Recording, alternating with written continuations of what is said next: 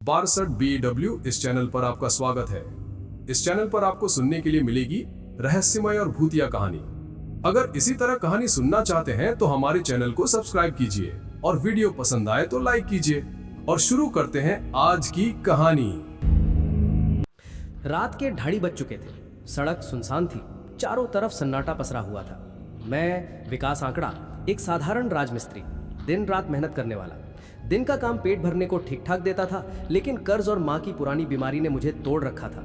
इसी वजह से मैं नाइट शिफ्ट भी करता था। उस रात जब काम खत्म कर घर लौट रहा था तो सड़क के किनारे एक अजीब आदमी दिखा। काला सूट, गोल टोपी, जैसे किसी और जमाने का इंसान। उसकी नजर मुझ पर पड़ी और उसने धीमी आवाज में पूछा, क्या तुम्हारा नाम विकास आंकड़ा है? मैं ठिठक गया। हाँ, लेकिन आप कौन? वो हल्की मुस्कान के साथ बोला, अगर मेरे लिए काम करोगे तो एक रात का 15,000 रुपये मिलेंगे। चिंता मत करना, कोई गैर कानूनी काम नहीं। मेरे कानों में उसकी बात गूंजती रही। 15,000 एक रात का। माँ का इलाज याद आया और मैं झिझकते हुए उसकी दी हुई लिफाफा जेब में रखकर घर आ चला आया। पहला काम, गुड़िया। अगली रात 9 बजे मैं फिर वहीं पहुंचा। आदमी पहले से खड़ा था। उसने लिफाफा थमाते हुए कहा, इसमें पता लिखा है, वहां जाकर बस एक गुड़िया उठानी है और उसे नदी में फेंक देना है। मुझे हंसी भी आई और शक भी हुआ, लेकिन मैं गया। घर छोटा सा था, जंगल के पास। खिड़की खुली थी, अंदर एक बच्ची अपनी गुड़िया से खेल रही थी। मैं अंधेरे में छिपा रहा। थोड़ी देर बाद उसकी माँ ने उसे बुलाया और बच्ची गुड़िया वहीं छोड़ गई। मैं दबे पांव गया, गुड़िया उठाई और भागकर नदी में फेंक दी। 15,000 हाथ में आए और उस रात में पहली बार चैन से सोया। दूसरा काम, अगली रात आदमी फिर मिला। उसने कहा, इस बार उस बंगले से एक डॉगी को छुड़ाकर दूर कस्बे में छोड़ाना। काम आसान लग रहा था। मैं पहुंचा तो देखा एक बूढ़ा आदमी डॉगी को खाना खिला रहा था। कुत्ते की आंखें ऐसी चमक रही थी जैसे सब जानता हो। बूढ़ा के जाते ही मैंने रस्सी खोली और कुत्ते को कस्बे में छोड़ाया। फिर वही 15,000। तीसरा काम, तीसरी रात लिफाफा खोला तो सांस अटक गई। उसमें लिखा था, एक औरत को मारना है। गुस्से में मैं उस आदमी से मिला। तुमने कहा था गैर कानूनी काम नहीं होगा, ये हत्या है। वो शांति से बोला, हत्या नहीं, मुक्ति। मुक्ति? कैसी मुक्ति?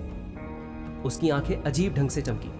तुम जिन घरों में गए वहां जो लोग, बच्चे या जानवर दिखे, वो असल में आत्माएं थी, मर चुके, लेकिन अपने लगाव, अपने मोह के कारण इस दुनिया में बंधे हुए थे। बच्ची अपनी गुड़िया छोड़ नहीं पाई थी, कुत्ता अपने मालिक के साथ फंसा था, और ये औरत अपने परिवार के प्यार में कैद थी। जब तक कोई उन्हें सच्चाई का एहसास नहीं दिलाता, वे मुक्त नहीं हो सकते। मैं स्तब्ध था। और मुझे क्यों चुना? क्योंकि तुम देख सकते हो और कर सकते हो। दूसरों की तरह भागोगे नहीं, तुम मजदूर हो, बोझ उठाना जानते हो, और यही सबसे बड़ा बोझ है। उसने मेरा हाथ पकड़ा और घर के भीतर खींच लिया। वहां एक औरत अकेली थी। आदमी ने अचानक उसका गला दबाया। मैं चीख भी नहीं पाया।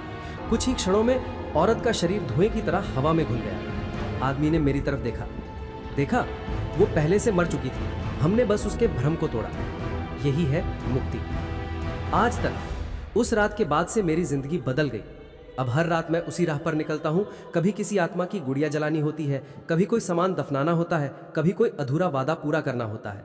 मैं अब सिर्फ राजमिस्त्री नहीं रहा, मैं आत्माओं का राजमिस्त्री बन चुका हूँ, जो उनके अधूरे मकानों को पूरा करता है ताकि वो इस दुनिया से आज़ाद हो सके। ऐसे ही कभी कभी इंसान के लिए सबसे बड़ा बोझ उसका अपना प्यार होता है, और मेरा काम है उस बोझ को ढहाना, क्योंकि जब तक मोह की दीवारें खड़ी रहेंगी, आत्माएं कभी मुक्त नहीं होंगी।